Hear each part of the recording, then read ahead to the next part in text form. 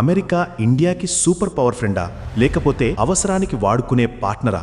ఈ మధ్య ఈ ప్రశ్న చాలా మందిని కన్ఫ్యూజ్ చేస్తుంది. ఒకవైపు మనతో మిలిటరీ ఎక్సర్సైజెస్ చేస్తుంది, క్వాడ్ లాంటి గ్రూప్స్ లో మనల్ని పార్ట్నర్ అంటుంది. కానీ మరోవైపు రష్యా నుంచి మనం S-400 మిసైల్ సిస్టమ్ కొంటే శాంక్షన్స్ పెడతామని బెదిరిస్తుంది. యుక్రెయిన్ విషయంలో రష్యాకి అగేన్స్ట్ గా ఓట్ వేయమని ప్రెషర్ చేస్తుంది. ఇలాంటివి చూసినప్పుడు అనిపిస్తుంది, ఇప్పుడు అమెరికాని మనం పూర్తిగా నమ్మొచ్చా లేదా? ఈ ప్రశ్నకు సమాధానం దొరకాలంటే మనం టైంలో వెనక్కి వెళ్ళాలి, 50 ఏళ్లు వెనక్కి, 1971కి. అప్పుడు అమెరికా మన దేశానికి ఎదురుగా, మన శత్రువు పాకిస్తాన్కి సపోర్ట్గా బే ఆఫ్ బెంగాల్లో ఒక యుద్ధ నౌకని పంపింది. కానీ ఇండియా భయపడలేదు. ఎందుకంటే అమెరికా యొక్క అసలు బలమేంటో, బలహీనత ఏంటో ఇండియాకి అప్పటికే తెలుసు. ఆ సీక్రెట్ ని ఇండియాకి నేర్పింది వియత్నాం యుద్ధం.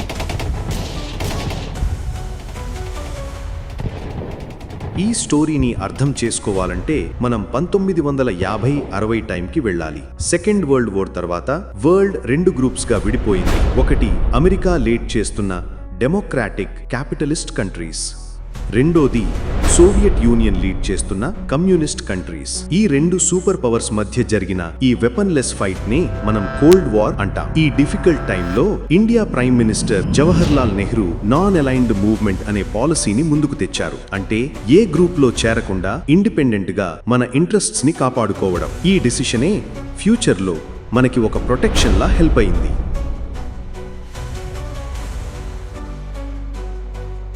అదే టైంలో సౌత్ ఈస్ట్ ఏషియాలో ఉన్న వియత్నాంలో కమ్యూనిజం స్ప్రెడ్ అవ్వకుండా ఆపటానికి అమెరికా ఫీల్డ్లోకి దిగింది. అమెరికాకి ఒక పెద్ద భయం ఉండేది, అదే డామినో థియరీ. అంటే వియత్నాం మొత్తం కమ్యూనిజంలోకి వెళితే దాని చుట్టుపక్కన ఉన్న కంట్రీస్ కూడా డామినోలాగా కమ్యూనిజంలోకి జారిపోతాయని అమెరికా భయం. అందుకే అమెరికా తన ఫుల్ మిలిటరీ పవర్తో సౌత్ వియత్నాంకి సపోర్టుగా వార్లోకి వెళ్ళింది. 1968లో జరిగిన టెట్ అఫెన్సివ్ అటాక్ తో ఈ సిచ్యువేషన్ మారిపోయింది. వియత్కాంగ్ సైనికులు అమెరికన్ ఎంబసీ పైనే అటాక్ చేశారు. ఇది అమెరికాకి పెద్ద సైకలాజికల్ షాక్. అప్పుడు అర్థమైంది ప్రపంచానికి, అమెరికా ఈ యుద్ధంలో గెలవడం అనేది అసాధ్యం అని. వార్ ఫైనల్ గా 1975లో ముగిసిన 1971 నాటికే అమెరికా ఈ యుద్ధంలో చిక్కుకుపోయింది అని, గెలవలేని సిచ్యువేషన్ లో ఉందని ప్రపంచానికి అర్థమైపోయింది.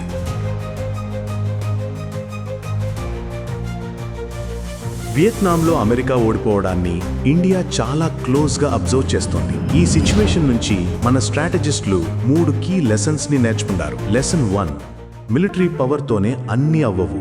జస్ట్ వెపన్స్, ఆర్మీ ఉన్నంత మాత్రాన వార్లో గెలవలేరు. ప్రజల విల్ పవర్ ముందు మోడర్న్ టెక్నాలజీ కూడా సరెండర్ అవ్వాల్సిందే అని వియత్నాం ప్రూవ్ చేసింది.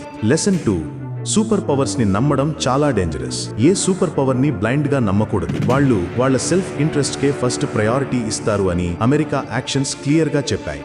Lesson 3, Asian confidence. ఒక ఏషియన్ కంట్రీ ఒక వెస్టర్న్ కంట్రీ డామినేషన్ ని ఛాలెంజ్ చేసి గెలవడం ఇండియాతో పాటు చాలా దేశాలలో ఒక కొత్త స్పిరిట్ ని, కాన్ఫిడెన్స్ ని నింపింది.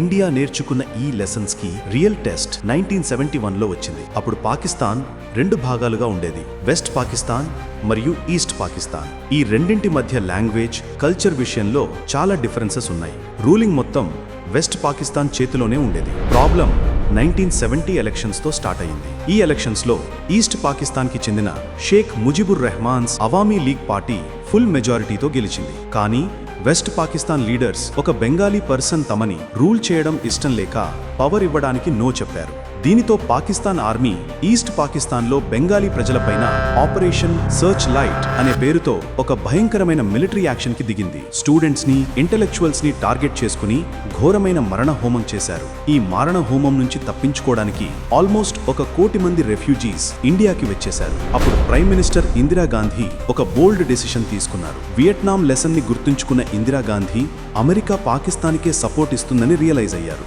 అందుకే అమెరికాని నమ్మకుండా August 1971లో Soviet union to 20 years piece and friendship treaty పైన సైన్ చేశారు. ఇది ఒక స్ట్రాటజిక్ చెస్ గేమ్లో వేసిన brilliant move. December 3, 1971న war start అయ్యింది. పాకిస్తాన్ని సేవ్ చేయడానికి అమెరికా ప్రెసిడెంట్ నిక్సన్ తన 7th ఫ్లీట్ ని బే ఆఫ్ బెంగాల్లోకి పంపాడు. ఇది మామూలు బెదిరింపు కాదు. కానీ ఇండియా భయపడలేదు. ఎందుకంటే వియత్నాంలో గెలవలేక బురదలో చిక్కుకుపోయి ఉన్న అమెరికా ఇండియాతో కొత్త వార్ స్టార్ట్ చేసే రిస్క్ తీసుకోలేదు అని ఇందిరాగాంధీకి తెలుసు. వియత్నాంలో అమెరికా యొక్క లిమిట్స్ ని, వాళ్ళ బలహీనతల్ని ఇండియా అప్పటికే చూసి అర్థం చేసుకుంది. అందుకే ధైర్యంగా నిలబడింది. కేవలం 13 డేస్లో ఇండియన్ ఆర్మీ పాకిస్తాన్ని ఓడించి బంగ్లాదేశ్ అనే కొత్త దేశం ఫామ్ అవ్వడానికి హెల్ప్ చేసింది. అందుకే వియత్నాం వార్ అనేది జస్ట్ ఒక కంట్రీ హిస్టరీ కాదు, అది సూపర్ పవర్స్ యొక్క వీక్నెస్ని, నేషనలిజం యొక్క స్ట్రెంగ్త్ని వరల్డ్కి చూపించిన ఒక మిర్రర్. ఆ మిర్రర్లో రిఫ్లెక్షన్ని చూసే ఇండియా తన స్ట్రాటజీని తయారు చేసుకుంది. అమెరికా వార్నింగ్స్కి భయపడకుండా 1971లో ఒక హిస్టారిక్ విక్టరీని సాధించింది. అప్పుడే తెలిసింది మనకి అమెరికాని పూర్తిగా నమ్మకూడదు అని. ఆ పాతమే ఈ రోజు కూడా మనకి గుర్తుండాలి. ఈ అనాలిసిస్ పైన మీ ఒపీనియన్ ఏంటి? ఈరోజు ఇండియా అమెరికా విషయంలో ఇలాగే ధైర్యంగా ఉండాలంటారా? మీ ఆన్సర్స్ని కామెంట్స్లో చెప్పండి. ఈ వీడియో నచ్చితే లైక్ చేయండి, షేర్ చేయండి, మరియు ఇలాంటి ఇంకొన్ని హిస్టారికల్ అనాలిసిస్ కోసం మా ఛానల్కి సబ్స్క్రైబ్ చేసుకోండి. Thank you.